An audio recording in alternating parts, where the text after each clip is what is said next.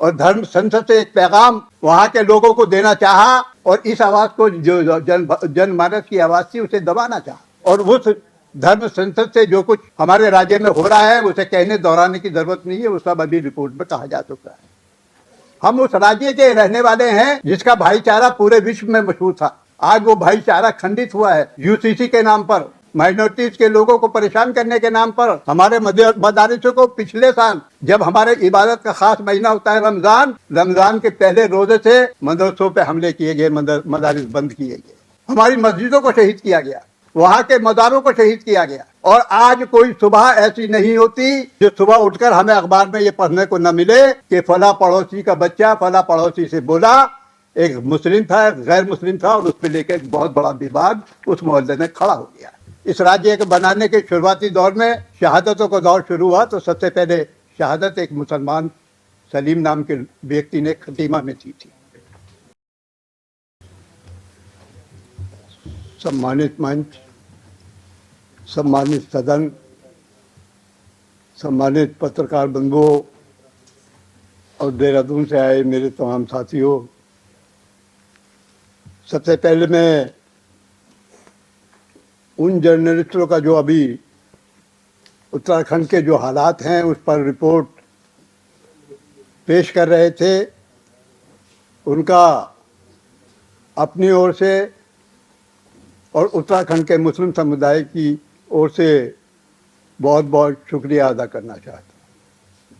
और साथ ही शुक्रिया अदा उन लोगों का भी करना चाहता हूँ जिन्होंने आज इस महत्वपूर्ण इशू पर इस कार्यक्रम का आयोजन किया। साथियों, सवाल इस बात का है कि उत्तराखंड बना क्यों और उत्तराखंड बनने के पीछे कारण क्या थे। मैं एक बात अपनी बात कहने से पहले ये बता दूं कि मैं स्वयं राज्य आंदोलनकारी रहा हूं और स्वर्गीय इंदरमणि बड़ोनी जिस मूवमेंट के प्रणेता थे, बीबीसी लंदन ने जिन्हें आंदोलन के दौरान पर्वतीय गांधी का खिताब भी दिया, उनके साथ मैंने काम किया है। पूरे उत्तराखंड में 9-10 लोगों की हमारी एक मंडल था जिस मूवमेंट को चलाता था, उसका एक मैं भी सदस्य था। तो मैं ये कहना चाहता हूं कि उत्तराखंड बना क्यों। आज़ादी के बाद 35-37 सालों के बाद जब उत्तराखंड के जनमानस ने ये महसूस कि तो आज़ाद हो गया, वो कामयाबी वो विकास नहीं मिल पाया जो मिलना चाहिए था। इसी सोच को लेकर 24-25 जुलाई 79 को मसूरी के एक होटल में कि वो लोग जो उत्तराखंड से प्यार करते थे, उत्तराखंड के वजूद को अच्छा बनाना चाहते थे, एक मीटिंग हुई और वहाँ पर क्षेत्रीय दल का गठन हुआ, उत्तराखंड क्रांति दल उसका नाम रखा गया। उसके नेतृत्व में ये तमाम मूवमेंट चला। देखिए, मैं बात ज़्यादा लंबी नहीं करना चाहता, लेकिन दो चीज़ें बहुत साफ तौर से कहना चाहता हूँ। राज्य और हम सब की जो योगदान थी, जो हमारी शहादतें थी, वो सभी जनमानस की थी, हिंदू की थी, मुसलमान की थी, सिख की थी, ईसाई थी। और जब इस राज्य के बनाने के शुरुआती दौर में शहादतों का दौर शुरू हुआ तो सबसे पहले शहादत एक मुसलमान सलीम नाम के व्यक्ति ने खतीमा में दी थी। एक सरदार ने अपनी शहादत दी थी। तो ये साबित इस बात को करता है कि इस राज्य को बनाने के पीछे सभी धर्मों का हाथ था, सभी का साथ था, सभी की कुर्बानी थी, सभी की शहादत थी। और राज्य बनाने के पीछे सबका जो मकसद था वो सिर्फ एक था कि राज्य के विकास हो और यहाँ बच्चे के रोजगार की बात हो।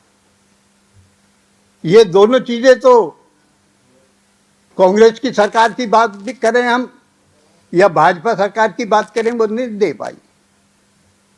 और भाजपा सरकार ने जब ये महसूस किया और लोग इस बात को कहने लगे कि राज्य बनाने के पीछे हमारी जो अवधारणा थी बच्चे के रोजगार की और क्षेत्र के विकास की, आज राज्य में पलायन बढ़ रहा है, स्वास्थ्य की बात नहीं हो रही, तमाम प्राइमरी संस्थाएं स्कूल सैकड़ों की तादाद में बंद हो रहे हैं और विशेषकर हमारी महिलाओं को स्वास्थ्य लाभ समय पर नहीं मिल पा रहा।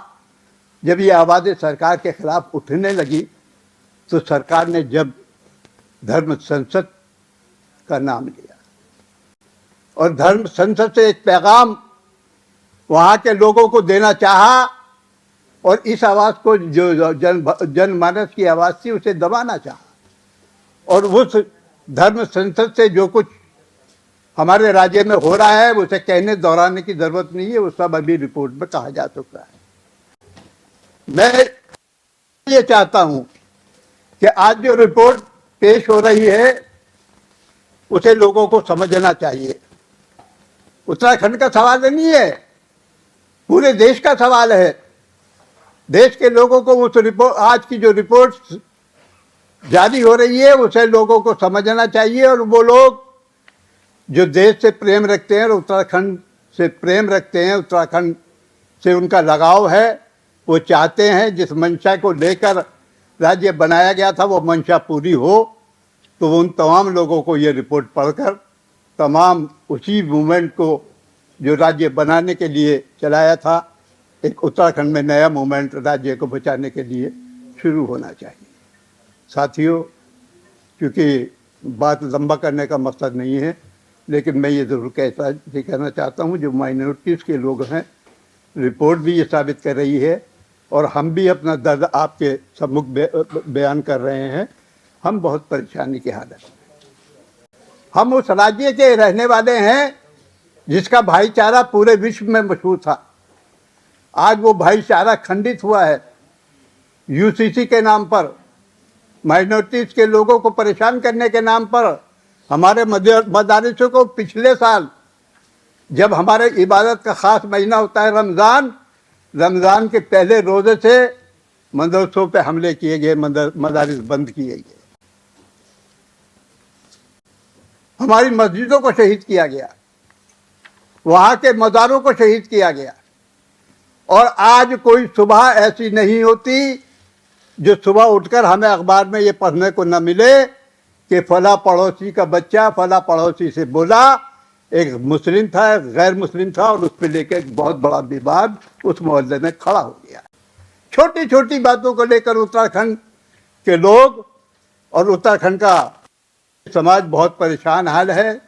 और मैं ये कहना चाहता हूँ कि सरकारें अपने जुर्म को छुपाने के लिए, जुर्म कहता हूँ, नाकामी नहीं कहता, मैंने राजनीतिक नाकामी नहीं बोलता, बल्कि मैं उन्हें कहता हूँ कि अपने जुर्म को छुपाने के लिए, एक सच्चाई को छुपाने के लिए इस तरह का माहौल उत्तराखंड में पैदा कर रहे हैं। और जो हमारा भाईचारा और आपसी और सद्भाव जो पूरे विश्व में जाना जाता है उसे भी खंडित यूसीसी थूप कर हमारे राज्य के लोगों पर किया जा रहा है। अभी 27 जनवरी को यूसीसी के नाम पर बहुत बड़ा सम्मेलन एक भाजपा सरकार करना चाहती है, तो मैं ये चाहता हूँ कि हमारा जो पत्रकार बंधु हैं यहाँ पर, बुद्धिजीवी समाज हमारे बीच में है, वो सवाल करे सरकार से कि क्या उपलब्धि तुम यूसीसी के नाम पर गिनाना चाहते हैं। साथियों, मैं अंत में, क्योंकि बार बार मुझे टोका जा रहा है और समय सभी और लोग भी हैं जो अपनी बात कहना चाहेंगे, इसलिए मैं बात ज़्यादा लंबी नहीं करना चाहता हूँ, लेकिन ये ज़रूर कहना चाहता हूँ, जिस सद्भाव को, जिस समाज को तोड़ा जा रहा है, उसे परेशान किया जा रहा है, जिस एकता को तोड़ा जा रहा है, उसमें सभी समाज के लोग जिस तरीके से ये रिपोर्ट आई है इस तरीके से हमारे साथ खड़ा हो, तो मैं समझता हूँ कि हमने जो वहाँ के लोगों ने राज्य बनाने के लिए कुर्बानी दी थी और जो उनकी आकांक्षाएं थी वो पूरी होंगी। धन्यवाद।